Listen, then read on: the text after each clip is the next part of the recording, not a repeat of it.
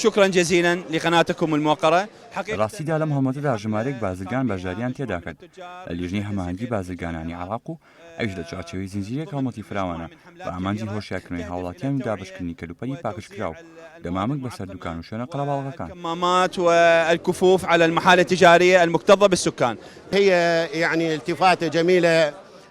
ئاوردانەوەیەکی جوانە بۆ ئەوەی گەلی عێراق هۆشیار بێتەوە چونکە دەرکەوتوە هاوڵاتیان ئەو کاریان لەبیر کردو و گوێ نادەنە ڕێمانەکانی خۆپارێزی لە توشبوون لە ڤایرۆسی کۆرۆنا.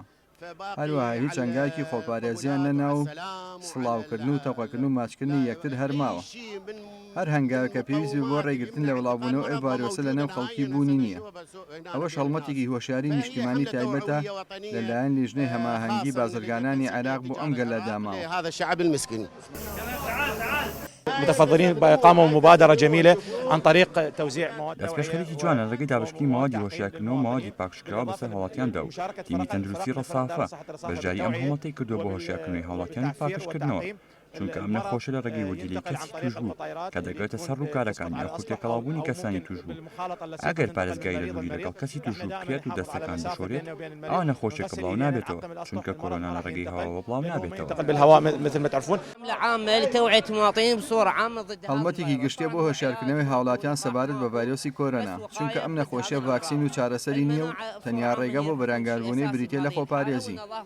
بەرگری لەش کارێکی بنەڕەتیە لە بەرەنگاربوونەی ئەم جۆرە نەخۆشیانە لەگەڵ پاکوخایانی و شۆردنی دەستەکان و وەرزشکردن. لە سەدا 90 دوورکەوتنەوە لە نەخۆشیە بریتیە لە دەستشۆردن و ئەوەش کارێکی زۆر ئاسانە.